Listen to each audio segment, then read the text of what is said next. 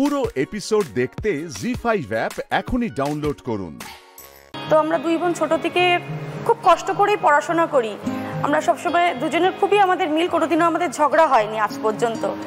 আমরা এক থালায় খেয়েছি, একরকম জামা কাপড় পরেছি, একরকম জুতো, যমজ বোনরা একটা কমন বই খাতায় পড়াশোনা করেছি। তো আস্তে আস্তে যখন বড় হই, আমার বাবার ব্যবসাটা নষ্ট হয়ে যায়, আমাদের কারখানা বন্ধ হয়ে যায়। তখন আমাদের ক্লাস 8-এ পড়ি। কোনো রকম কষ্ট করে, যেহেতু আমরা ভালো একটু পড়াশোনায় ছিলাম, আমাদের স্যারেরা মাইনে নিতেন না। তো তারপর মাধ্যমিক দেওয়ার পর দিদি আমি একটা এনজিওতে যুক্ত হয়ে একটা স্ট্রিট চিলড্রেন প্রজেক্টে চাকরি করি। তো আমি চাকরি করার ফলে দিদি আমি কোনো কলেজে অ্যাডমিশন নিই, কিন্তু আমি ক্লাস করতে পারতাম না সেরকমভাবে, আমি কোচিং করতে পারতাম না।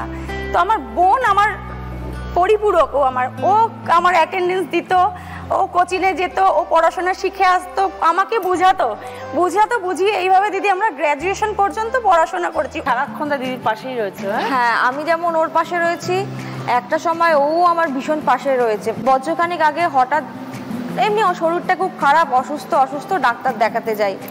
ডাক্তার হঠাৎ বলছে তোমার গলাটা কেন ফোলা ফোলা লাগছে। অনেক রকম পরীক্ষা করতে দিল, পরীক্ষা করে বেরোলো গলায় একটা টিউমার হয়েছে। এবার টিউমারটা কেমন টিউমার, ভালো না খারাপ, অপারেশন করবে না রাখবে, তার জন্য আবার পরীক্ষা। তো সেই পরীক্ষাতে বেরোলো এটা 90% ক্যান্সার সাসপেক্ট। ওই সামলেছে, ডাক্তার ঘর ও করেছে, ডাক্তারের সাথে কথা বলে, অপারেশন, নার্সিংহোম। আমি যখন বাড়িতে থাকতাম রিপোর্ট নিয়ে যাওয়া, কবে অপারেশন হবে, কি হবে, সব কিছু।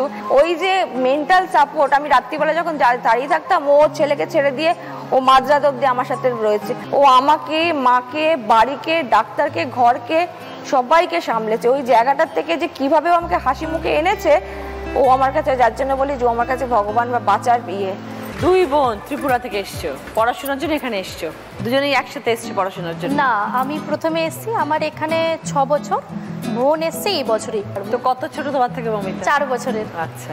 তো তখন যখন বোন এলো, আমার না খুব হিংসা হচ্ছিল। আস্তে আস্তে দেখতাম যে সবাই ওকে নিয়ে পড়ে আছে, আমাকে আর কেউ পাত্তাই দিচ্ছে না।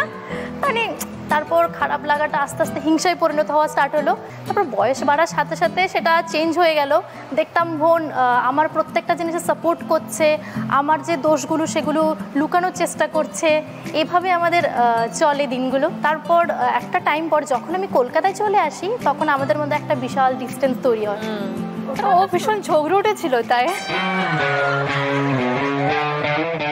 বিশাল ঝগড়ে ছিল। অ্যান্ড মানে সারাক্ষণ দিদিগিরি করছে। তারপর মাঝখানে আমরা 1 বছর কন্ট্যাক্ট রাখিনি। এমন কি ঝগড়া হলো? আমি এখানে এসেছিলাম পড়াশোনার ক্ষেত্রে। ফার্স্ট অফ অল জানতে চেয়েছিলাম কলেজ কেমন, যেহেতু আমার ইচ্ছে ছিল মানে মেডিকেল নিয়ে পড়াশোনা করবো আগে। তো সেই জার্নিতে যখন আমি এখানে এসেছিলাম ফার্স্ট টাইম, আমি খুব অসুস্থ হয়ে পড়ি। আমি ছোটো থেকে কখনো রান্না বান্না ঠিক তেমন একটা পারি না, খুব একটা কাজকর্ম আমি খুব একটা পারি না, মাই সব কিছু করে। তো সেদিন 48 আওয়ার্স ওর ডিউটি করার পর আমার কাছে আসলো অ্যান্ড দেখলো রুমটা অনেকটা আনঅ্যারেঞ্জড ছিল। আমি ওকে ঘর থেকে বার করে দিই ওই দিন। ঘর থেকে বের করে দিয়েছি। বললাম তুই এরকম ভাবে শুয়ে আছিস, থাকবে কোথায়, বার করে দিলে? হ্যাঁ, ও সেটা ভাবেনি, ও প্রচুর রাগ। এখন একটু ম্যাচিওর হয়েছে? হ্যাঁ, ও একটু হয়েছে। এমনিতে সব ব্যাপারে আমাকে সবসময় সাপোর্ট করে। জি5 ডাউনলোড করুন আর সব এপিসোড দেখুন একদম ফ্রি।